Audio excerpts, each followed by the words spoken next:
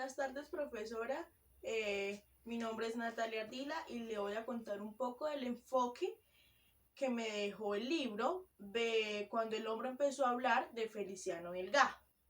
Este libro nos habla de que el tema del lenguaje siempre ha interesado demasiado al hombre, debido a que se han hecho algunos estudios mentales, tales como el estudio de la explicación religiosa, el estadio de la explicación racional y el estadio de la explicación analógica.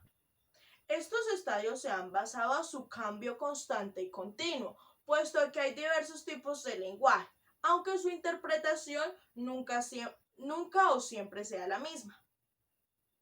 Desde un inicio, el lenguaje se ha visto de forma experimental, debido a que se han hecho pruebas a algunos animales, como a los chimpancés. Con esto también ha dado pie a que haya una diferencia entre el lenguaje de los animales y el lenguaje del hombre. Es importante resaltar la ciencia y la tecnología. La tecnología tiene un cambio constante, ¿cierto? El lenguaje es igual. Las tres van de una mano. ¿Por qué? Porque la ciencia y la tecnología estudian los procesos lenguales de los estudiantes, o ya sea de las personas. Es importante tener en cuenta que cuando nosotros nacemos tenemos un lenguaje, ¿cierto? Un bebé, ¿cuál es la forma de que un bebé llame a su madre? Por el llanto, ¿cierto? Entonces, y cuando ya el niño ya tiene 5 años, él ya dice mamá y simplemente se da cuenta que su aprendizaje en cuanto al lenguaje ha sido significativo. Con base a lo anterior y por tener una respuesta concreta o hechos más acertados, en cuanto al lenguaje del ser humano, podemos decir que todo no ha sido una respuesta científica en el lenguaje monista o cósmico, puesto que este lenguaje nos afirma que el universo está compuesto de la misma materia. Debido a que han existido diferentes teorías con respecto al lenguaje, podemos decir que hay diferentes tipos de lenguaje. Está el lenguaje de símbolos, el cual lo podemos evidenciar en la China, en Japón, que su lenguaje es por medio de unas letras diferentes, ¿cierto? Pero también está el lenguaje de las señas y está el lenguaje del braille. Estos lenguajes son muy importantes debido a que con cualquier tipo de lenguaje siempre se va a querer expresar lo mismo.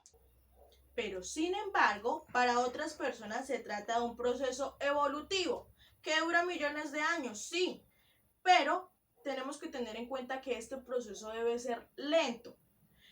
La comunicación instintiva animal, podemos acá tener un punto claro donde ahí decía que los animales no tienen el lenguaje que tenemos los seres humanos, puesto que ellos no logran tener un proceso de recuerdo de lo que están aprendiendo, ¿sí? Ellos no van generando recuerdos.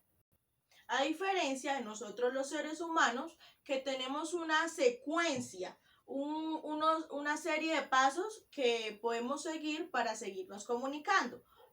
Por ejemplo, un niño, si nosotros lo estamos educando, si nosotros lo estamos enseñando a que él vaya hablando, nosotros debemos seguir una serie de pasos, ¿cierto? Para que él vaya aprendiendo el lenguaje que nosotros le estamos impartiendo. Haciendo hincapié a que el lenguaje de la comunicación, partiendo de que el lenguaje ha generado diferentes cambios constructivos. Claro que sí han sido constructivos. ¿Por qué? Porque ahora existe un lenguaje de señas y gestos. Finalmente, encontramos modos existentes de comunicación entre las diferentes especies. ¿Qué ustedes creen que les estoy diciendo acá? Por ejemplo, un perrito con otro perrito se comunican de una forma que nosotros no vamos a entender. Sí, hay una comunicación entre ellos, pero nosotros ni idea de qué comunicación, de qué lenguaje están trabajando ellos dos. Los loros, los diferentes tipos de animales se comunican de otra forma, ¿cierto? Listo, profe. Este es mi aporte con respecto al libro de cuando el hombre comenzó a hablar. Pero quisiera que tomáramos en la siguiente frase. El hombre es más que la mitad de sí mismo. La otra mitad es su expresión. Entonces yo quisiera que tomáramos conciencia un poco de lo que dice esta frase y muchísimas gracias, profe.